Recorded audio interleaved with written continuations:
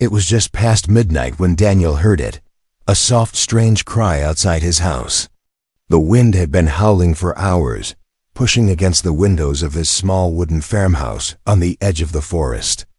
Snow covered the backyard in a thick white sheet, and no one ever came this far out, especially not at night. He stood still, holding his breath. At first, he thought it might be an animal, maybe a hurt fox or a newborn deer, but the sound wasn't right. It didn't belong. Here, it was gentle, almost like a baby. Daniel grabbed his coat and flashlight. His boots crunched over frozen wood as he stepped onto the back porch. The cold air bit into his skin, and the wind nearly stole the door from his hand as he closed it behind him. Again. The cry, this time clearer. A weak, soft whimper. He walked carefully through the snow, shining the light across the yard. Then he saw it, something small, glowing faintly near the old oak tree at the back of his property. His heart jumped. A basket. Daniel ran forward, his breath fogging in front of him. The glow came from inside the basket, from something alive. When he reached it, he froze. It was a baby. But not human. The infant had pale silver skin that shimmered like moonlight. Tiny fingers moved slowly, and its eyes, golden and round, stared at him without blinking. A soft glow surrounded the child, warming the air around it. Daniel's hands shook as he reached out. Tucked beside the baby was a note, written in smooth, perfect English. Protect her. I will return. She looked around wildly. No ship, no footsteps in the snow. No sounds other than the wind. Daniel picked up the baby gently. She was warm, too warm for this frozen night. She blinked and made a sound, something between a coo and a hum. Her voice echoed strangely in his ears. Okay, he whispered. His throat dry. You're safe now. He rushed back to the house, locking the door behind him. Inside, he wrapped the baby in blankets and placed her gently on the couch near the fireplace. The moment she was inside, the temperature in the room seemed to rise. The frost on the window started to melt. Daniel sat down, staring at her. What was she? Who left her here? And why? He reread the note, his hands trembling. Protect her. But from what? The baby reached out and touched his finger. A warm pulse shot up his arm, not painful, but strange. Like something had scanned him. His head spun for a second, and then it was gone. Outside in the snow, something watched the house. A dark figure moved quietly between the trees, tall, thin, its eyes glowing red. It didn't come closer. Just waited. Daniel didn't know he was being watched. He named the child Lyra. That night, Daniel didn't sleep. He kept checking on her, afraid she would vanish like a dream. But every time, she was there, sleeping peacefully, her soft glow still shining. In the morning, he made a call to a friend at the city university. Found something strange, he said. Need to run a test, quietly. He didn't tell them everything. Not yet. Days passed, then weeks. He kept Lyra hidden. She grew faster than any human baby. Within a month, she was crawling, then walking. She learned words without teaching, speaking in a soft musical tone. Her golden eyes always seemed to understand more than she let on. Daniel never found the woman who left her. No ships landed. No officials came. But he did see something else. Drones. Black, silent machines that flew too high and too fast to be human. They passed over the house now and then, never stopping.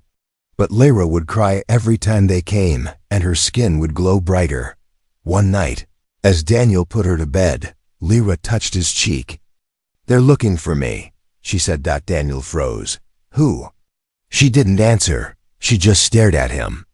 And then whispered in a voice not quite her own. They found me before.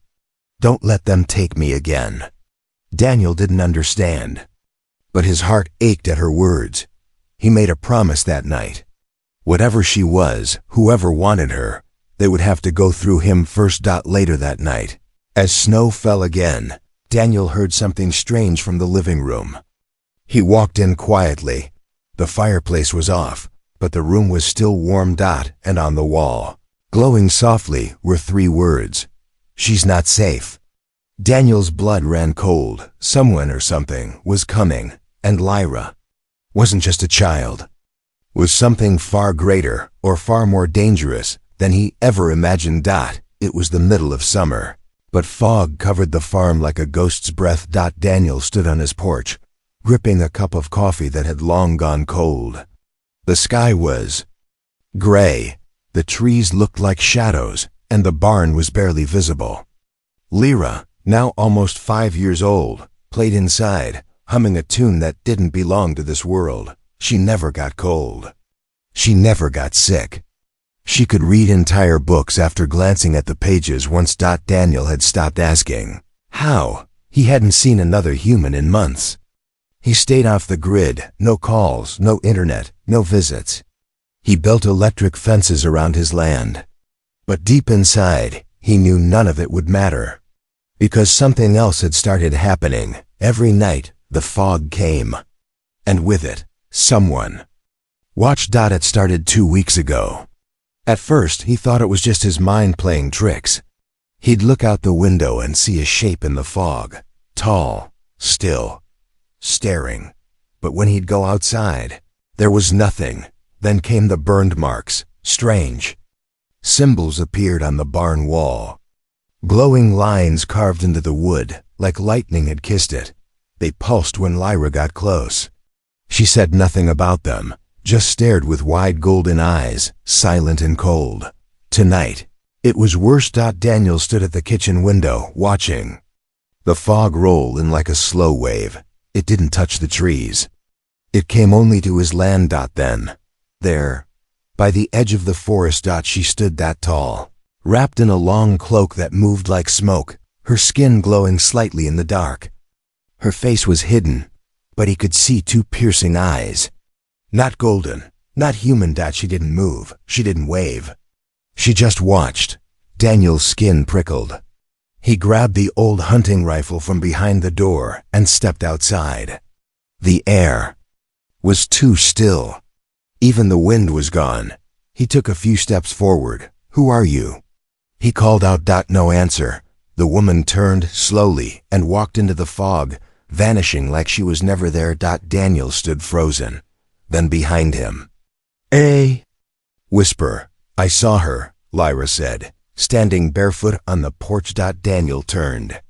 "You shouldn't be outside." "She wasn't here to hurt you," Lyra said, voice quiet. "She came for me." Daniel bent down, placing a hand on her shoulder. "You know her?" Lyra nodded. "She left me in the basket." Daniel's breath caught. That was her? Lyra looked up, her golden eyes glowing faintly. "She's my mother." That night, Daniel sat by the fire, staring into the flames. Lyra slept on the couch, her glow softer now. The room was quiet, too quiet. Suddenly, the radio crackled. Daniel hadn't turned it on in weeks. Static filled the air. Then a voice. "I need help," it said in a whisper. "The child is in danger." Daniel grabbed the radio, twisting the dial. "Who is this?" Static again. Then the same voice, clearer now. "She's changing. Faster than expected. If you don't help, they'll take her. And you'll never see her again." The voice vanished. Daniel stared at the dead radio, his heart pounding. He turned back to Lyra. Her body was floating 3 inches off the couch. She woke screaming. Daniel rushed to her side, catching her just before she hit the floor. Her skin burned hot. Her golden eyes glowed like fire. She grabbed Daniel's arm, her hand trembling, and whispered in a voice that wasn't her own. "They're near. The Sky Watchers. They've smelled her light." Then she fainted. Daniel didn't sleep. He held her close, trying to cool her forehead, but her skin pulsed with alien heat. He could feel something wrong inside her, as if her body was fighting itself. At dawn, he went outside. The fog had lifted. The sun rose, but the ground near the forest was scorched. Burned footprints, too large, too deep. led from the trees to the house, then vanished. Then behind him, a voice. "I didn't come to take her." Daniel turned fast. The woman was standing on his porch. No sound, no movement. Just there. She pulled back her hood. Her face was pale silver, like Lyra's. Her eyes glowed. Soft blue, not cold, but tired. Her voice was soft but heavy. "I'm Sarai. I am her mother." Daniel raised the rifle, his hands shaking. "Why did you leave her?" "Because I was being hunted." "I'm still being hunted," she said. "But now she's dying. And only I can stop it." Daniel looked toward the window where Lyra lay sleeping. "She was fine until you showed up." "No," Sarai said. "She was never fine. She was just ... waiting to break." A long silence passed. "Help me save her," Sarai said. "Or you'll lose her forever." Daniel looked at her, unsure whether to trust her or shoot. But before he could answer, Lyra screamed again. Lyra screamed again. Daniel rushed inside the house. She wasn't on the couch anymore. He found her in the corner of the room, curled up, glowing bright gold, her skin cracking like something inside was trying to get out. Her hair floated around. Her head like static. The air was hot, humming. Pictures on the wall rattled. Sarai stepped in behind him. She didn't flinch. "Her body is collapsing," she said.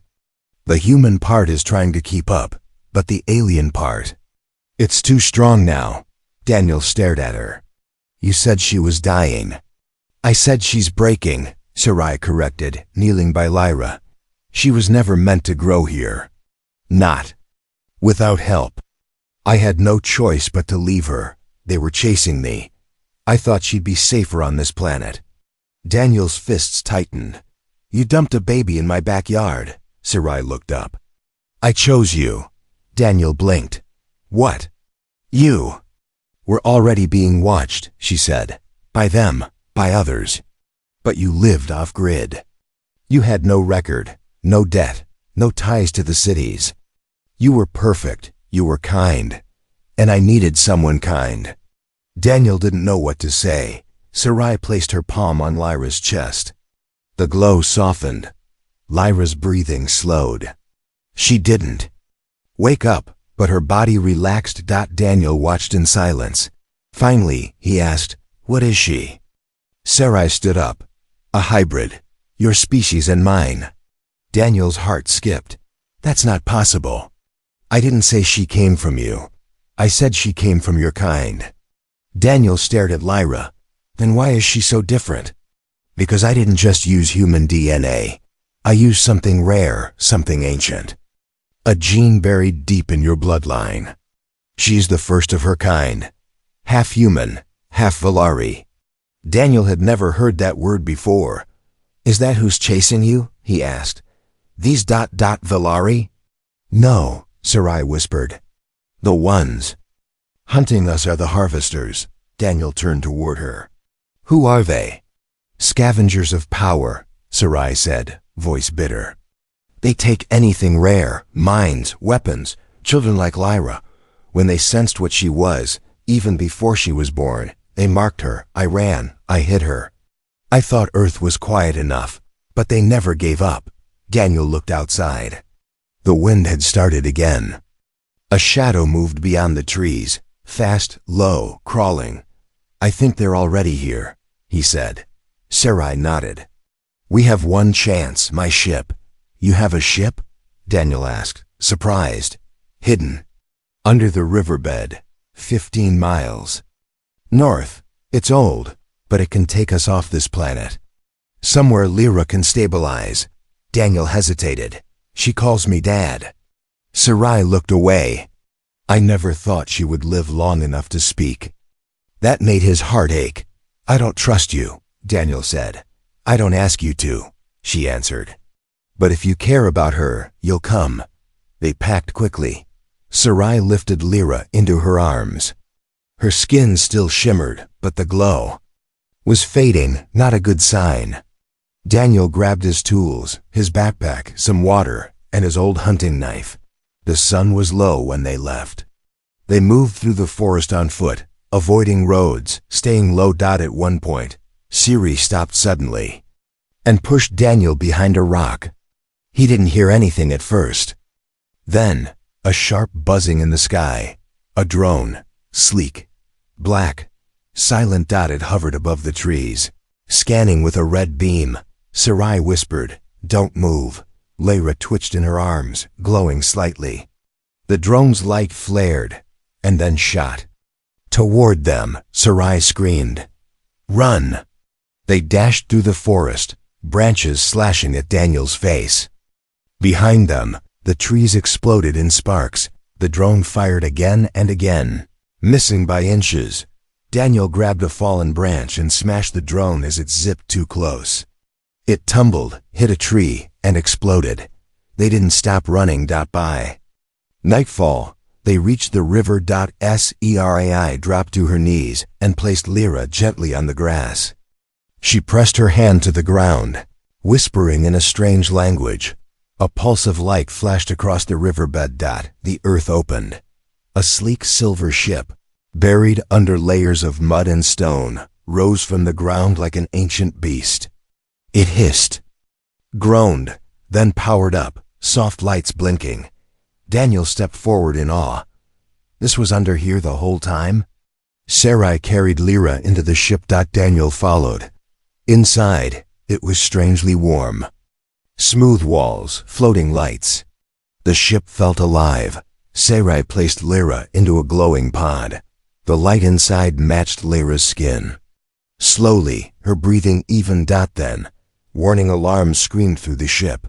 "No," Sarai said. "There." "Here." Daniel rushed to the window. Above them, 4 black ships, not drones. Full harvester fighters. "They were tracking me," Sarai whispered. "I led them right to us." Daniel looked at her. "Can we fly?" "Not yet," she said. "The ship's damaged. It needs power, and I left the core hidden in a nearby crash site." Daniel turned. "How far?" 10 minutes. "If you run." Daniel looked at Lyra. She was calm now, peaceful. Then he looked at Sarai. "Stay here. Keep her safe." He grabbed his pack, strapped on his knife, and ran out into the night. Daniel ran like he hadn't run in years. Every step was a fight, not against distance, but against fear. He didn't know what a core looked like. He didn't know if these harvesters would blast him into ash the moment they saw him. But he knew one thing for sure: Lyra needed him. The crash site wasn't far. Sarai had marked its position on a small tracker before he left. He followed the blinking blue light through thick trees and wet ground. The air smelled like burned metal. When he arrived, his breath caught. A wrecked alien craft lay in pieces. Black metal, scorched bones, strange symbols half covered in moss. He stepped over torn armor, not human, not Valari. Whatever crashed here had died in fire. The core. It had to be inside. He searched the shattered ship, finding narrow tunnels and small chambers, some still glowing faintly. Then he found it, a smooth crystal-like sphere in a broken cradle, humming softly. It pulsed when he got close, like it felt him. He reached out and touched it. A sharp spark hit his palm. Not pain, more like a memory. Images flashed in his head. Lyra. Her eyes. Her glow. A word echoed in his mind. Protector. Suddenly, the sky above exploded. Daniel ducked. A harvester drone had followed him, silent, deadly, sharp like a blade of the night. It hovered, scanned and shot. Daniel rolled aside. The beam struck the wreckage, sending metal flying. The core nearly fell. Daniel grabbed it with both hands and ran, but the drone was faster. It flew through the trees, cutting branches as it chased him. The ground lit up with blue sparks behind him. It was targeting his steps. "Come on, old man," he growled to himself. Then, ahead, a narrow gap in the rocks. He dove through it. The drone followed. But just before it entered, Daniel spun and slammed the core against the rock wall. It flared bright. The drone twitched. The pulse from the core seemed to jam it for a moment. That was all Daniel needed. He hurled a stone, sharp and heavy, right into the drone's center. It cracked. The drone spun, lost control, and smashed into a tree. Daniel didn't wait to watch it burn. Back at the ship, Sarai was sealing the entry hatch. Lyra floated above the pod now, her body surrounded by soft light. Her golden eyes were open, but distant, like she was dreaming something too big for words. Sarai turned as Daniel stormed in, mud-covered and out of breath, clutching the glowing core. "You're alive," she whispered. Daniel shoved the core into her hands. "Now make this thing fly." Sarai rushed to the engine chamber. The ship accepted the core with a low chime, as if the ship had been holding its breath for years. Outside, 3 harvester ships circled the area. Daniel could hear their energy. "Beams charging. Shields are thin," Sarai called. "We only have one shot." Daniel sat in the co-pilot's chair. "Then let's make it count."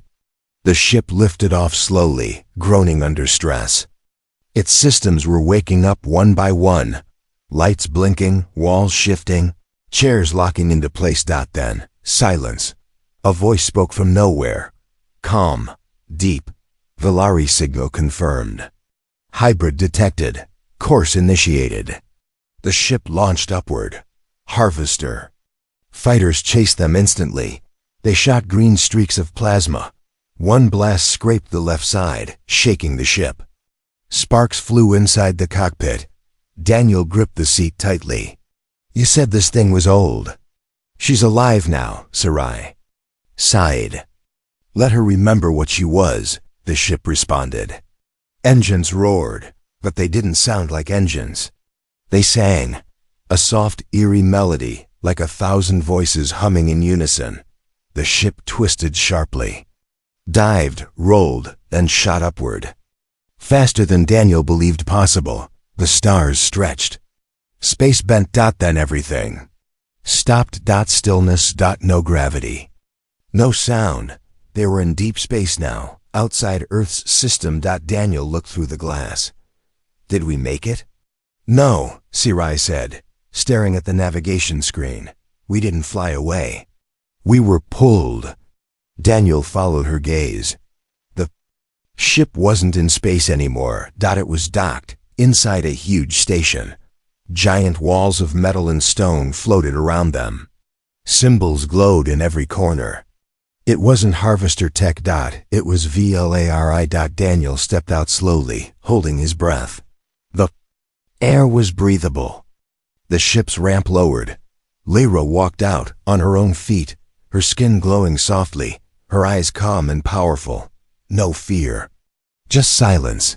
Then from the shadows figures appeared. Tall, like Sarai, eyes glowing. They bowed to Lyra. Sarai fell to her knees. "She's not just a child," she said. "She's the beacon, a signal to all Valari bloodlines. She woke the ship. She brought us home." Daniel was speechless. Lyra looked at him, smiling gently. "You never gave up on me," she said. "That's why I survived." Daniel's voice cracked. "I'm just a man." Lyra shook her head. "No, you're the reason they'll fear humanity next." The stars were gone. Daniel stood by the viewing glass of the Valari station, staring into a stretch of space darker than night. There were no suns here, no planets that burned, no light except what the station itself gave off. It felt like standing in a tomb that reached across the galaxy. Behind him, Sarai whispered, "This was once called the Celestial Garden."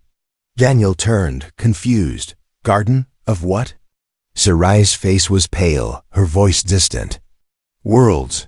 This place was home to dozens of living planets. Now it's just pieces." Daniel looked again. Now he saw them. Floating in the dark were shattered planets, massive chunks of crust, melted cities frozen in orbit, broken towers drifting through the void like bones. Space around them was filled with silence and ruins. Lyra stood between them, her golden eyes calm. "I remember this place," she said softly. Daniel stared at her. "You've never been here." She didn't blink. Not in body, but in memory, the ship showed me. The Velari elders had awakened. Tall, thin, glowing with blue skin that looked like starlight. They surrounded Lyra without speaking. Their faces held no smiles, no anger, just deep, heavy sadness. Sarai stood nearby, her head bowed. Daniel didn't trust them. They never came for her, he muttered. They just waited. They were afraid, Sarai said. She's the first human Velari hybrid. That means she's the first uncontrolled beacon. Beacon? Daniel asked. You said that word before. What does it mean? Sarai turned to him. She's not just powerful, she calls power. Across time, across space. The beacon is what the harvesters feared, and now the Velari feared her too. Inside the station, a chamber opened. Lyra was led inside alone. The walls glowed with her footsteps. Ancient scripts lit up, and one by one, images formed in the air. Stars, planets, wars. Daniel watched from outside, fists clenched. Why are they keeping her in there? It's a test, Sarai said. Daniel snapped. She's 5 years old. She's not, Sarai said firmly. She just looks like a child. Daniel turned away. He didn't care if Lyra was 5 or 5,000. She was still the same girl who called him Dad when she first learned to speak. Inside the chamber, Lyra knelt down. The floor pulsed under her. The elders waited. Then Lyra whispered something Daniel couldn't hear, and suddenly, the room lit up like a newborn star. An alarm rang through the station. Not a warning. A signal. The elders stepped back, eyes wide. What's happening? Daniel asked. One of the elders spoke for the first time. The beacon has chosen. Daniel looked at Sarai. Chosen what? Sarai's voice was a whisper. A world. She's calling it back. What world? She didn't answer. Daniel turned back toward the glass. Out in the distance, something impossible happened. A shattered planet, broken in half, cold and dead, began to glow. Slowly, like a heart restarting after death. Cracks filled with golden light. Its pieces began pulling together, inch by inch. Daniel's mouth fell open. She's fixing it? No, Sarai said. She's claiming it. Daniel ran to the chamber door. Lyra stood in the center, now glowing bright. Not just her skin, but her entire body was surrounded by a golden sphere of energy. Her voice echoed through the station, not in sound, but in thought. You said I was a danger, her mind voice said. You left me to die. Sarai stepped forward, shaking. We didn't mean, you were afraid of me. But he wasn't. Lyra said, pointing toward Daniel. He didn't know what I was, but he held me anyway. The elders bowed. Daniel walked toward her. I don't understand what you're becoming, he said gently. But I'm still here. If you need me, Lyra smiled softly. I always did. Suddenly, the floor shook. A voice screamed through. The station systems. Harvester fleet inbound. 10 ships. Full combat strength. The elders panicked. Sarai backed away. They followed us? No, Lyra said. They followed me. I called a world back. They smelled the light. Daniel turned. Can this station fight? No, one elder said. We are scholars. This is a memory vault. Daniel looked out at the dying stars. His fists clenched. Then you'd better let a human handle this. He ran back to the Velari ship. It was quiet. Sleeping. Daniel placed his hand on the glowing panel. Wake up, he whispered. The ship responded with a soft hum. Lyra appeared beside him. You'll need me to fly it. Daniel looked at her. I'll need you to burn a hole in them. Her eyes flared bright. Then let's burn. The Velari ship woke like a sleeping god. Metal peeled back. Lights snapped on. The engines didn't roar. They sang, a deep, ancient sound that made the glass walls of the station vibrate. Daniel stood in the cockpit, breath caught in his chest. He had piloted old trucks, broken tractors, not ships made by alien minds. Beside him, Lyra stepped forward, her bare feet leaving glowing prints on the floor. She wasn't a little girl anymore. Her body still looked young, but her presence felt older than the stars outside. Her golden eyes focused on the stars, on the harvester fleet that now grew larger in the black. 10 ships, each the size of cities, bristling with weapons. And no one else to stop them. Daniel clenched his fists. This ship has weapons, right? Lyra touched the control panel. Symbols rose like light and folded into her fingers. The ship responded not like a machine, but like a beast waiting for its rider. I won't just defend, she said softly. I'll show them what humanity taught me. Daniel looked at her. And what was that? She turned, smiling just a little. That kindness can be stronger than fear, and love can make fire. The ship launched from the station like a lightning bolt. Inside, the controls moved to Daniel's touch. Not because he understood them, but because the ship trusted him. Lyra guided him silently, her hands sometimes not even touching the panel. Behind them, the Valari station closed its shields, powerless to help. In front of them, the harvester ships grew closer. Targeting us yet? Daniel asked. Lyra nodded. All of them. Daniel cracked his knuckles. Good, let them. The first shot came fast, a beam of sick green light aimed at their core. Daniel jerked the controls. The ship flipped on its side, slipped under the blast, then fired a pulse from its own hull, just a single shot.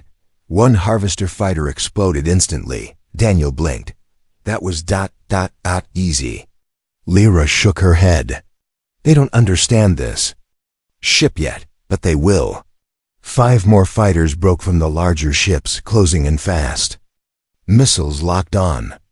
Drones swarmed like insects. Give me options, Daniel shouted. Lyra whispered something in Valari. The ship spun and dropped hundreds of feet in a second, dragging light in its wake. The drones followed, but then the ship's back opened, revealing a trail of magnetic mines. 1-2-3- boom. All the drones vanished in fire, but then silence. Daniel looked around. The stars shimmered weirdly. The ship sensors buzzed. What's wrong? He asked. Lyra frowned. They're not just chasing us anymore. On the scanner, the harvester ships began to circle. They're trapping us, Daniel said. Lyra stood still. I need to go outside. Daniel froze. What? She looked up. Their minds are machines. Their fear is data. I can break it. If I reach them directly, that's suicide. Lyra walked to the hatch, glowing brighter with every step. I'm not human enough to die like one, she whispered. Daniel blocked her. Then don't act like a weapon. You're not just a beacon, Lyra. You're my daughter. That word daughter stopped her. Her glow softened. Then she nodded once. Okay, then we both go. The ship paused, hovering between the enemy lines. In the black around them, the 10 harvester ships pointed their cannons inward toward the glowing human Valari vessel. Inside, Daniel and Lyra stood hand in hand. Lyra stepped to the control panel. She closed her eyes. Light spilled from her chest, bright, white-hot, like a second sun. The ship trembled, then merged with her. Panels opened. Power conduits pulsed. It wasn't tech anymore. It was alive. Then the voice came, not from Lyra, not from the ship, but from everywhere. This is the flame of the hybrid. You hunted the helpless. Now you will see what love makes of fire. The harvester ships opened fire, 10 blasts at once. Lyra stepped forward. She raised one glowing hand. The beams stopped. In mid-space. Held like threads of light in her grasp. Daniel stared in awe. She spun her hand, and the beams reversed. 10 streams of harvester energy turned back and struck their own ships. 5 of them exploded. The others backed away, frantic, unsure. Then, the sky around the remaining harvester fleet began to shift. Not explode. Not bend. Burn. Lyra floated, now no longer walking. Her skin shone like a sunstar. Her voice echoed. You tried to erase the light, but humans gave it a name. They called it hope. The last 4 ships fled, not because they were ordered. Not because they lost, but because they were afraid. Lyra collapsed into Daniel's arms, smiling weakly. I didn't want to destroy them, she whispered. I wanted them to know what it felt like. To be small. Daniel held her tight. You're not a weapon. You're what they could never understand. Lyra looked up at him. And you. You are the reason I didn't become like them. The battle was over, but the silence was louder than war. Daniel stood at the edge of the Valari station's upper observatory, looking into a sky that had once held 10 enemy ships. Now there was nothing, except shattered debris and glowing trails of broken metal slowly drifting away. Behind him, thousands of Valari gathered in quiet awe, not just the elders, but survivors from lost colonies, old warriors, star scribes, and children who had never seen Earth. They didn't clap. They didn't cheer. They bowed. Every one of them bowed to the little girl with golden eyes and a fire in her blood. Lyra. She stood beside Daniel now, still glowing softly, still recovering, but no longer feared. No longer hidden, she had become legend. Do you know what you've done? Sarai said quietly, standing behind them. Daniel didn't turn. She stopped monsters. No, Sarai said. She started something bigger. Daniel raised an eyebrow. What? She's lit the flame, Sarai whispered. And now the galaxy sees it. Across dozens of systems, ships picked up the signal. Not just news, not just data, but feeling, a surge, a pull. A whisper carried through frequencies older than time. A hybrid walks. A flame burns. A human stood beside her on war-torn planets. Rebel leaders paused. On council worlds, diplomats silenced their meetings. On mining moons, slaves looked up into the dark sky and smiled. Something had changed, not just because Lyra won, but because a human man didn't run. Daniel was quiet. As the elders approached, their robes moved like smoke. Their voices were like soft bells. One elder spoke. Daniel of Earth, you are not Valari, but we now name you something greater. Daniel raised an eyebrow. What? The elder stepped closer. Father of the Flame, Daniel blinked. I'm just a man who answered a cry in the dark. Exactly, the elder said. That is what made all this possible. Later, Daniel sat alone in his room aboard the station. It still felt unreal. He had spent most of his life fixing old machines, raising chickens, reading books nobody wanted anymore. Now alien species knew his name. He had no weapons, no armor, no army. Just a heart stubborn enough to say yes to a child in a basket. He looked down at a small object Sarai had left him, a pendant. Inside it was a star map, etched with glowing lines. One of those lines led to Earth. Home. Would he ever see it again? He didn't know. The door slid open. Lyra stepped in, holding something behind her back. She was taller now, not physically, but somehow. She had that calm presence, the way old souls do, and yet she still smiled like a child when she saw him. I have something, she said. Daniel smiled. A glowing cube of alien knowledge again. Nope, she pulled her hands forward. A cup. Steam rising. Coffee? He laughed. Valari version, she said. Smells like hope, tastes like dirt. He took a sip. It really did taste like dirt. He laughed, almost choking. Yep, still better than the stuff I used to make. Lyra sat beside him, quiet for a moment.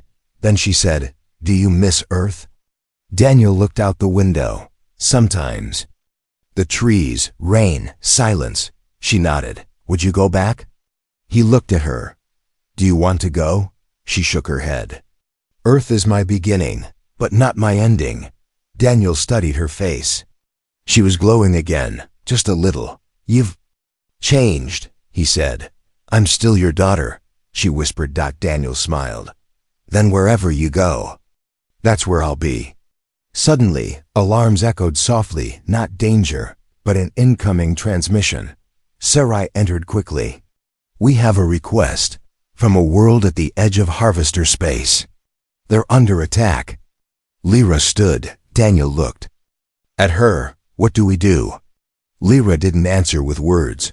She walked to the window, stretched her hand forward, and the stars bent. A gate opened. Not just a wormhole, but a burning spiral of light calling them forward. The ship outside responded immediately, pulsing like a heartbeat. It knew where they were going. Daniel stood and joined her. "Ready?" Lyra took his hand. "Let's bring fire to the forgotten." As the ship launched across the galaxy, worlds whispered once more. They left her to die. He chose to save her. Now she walks the stars, and he walks with her.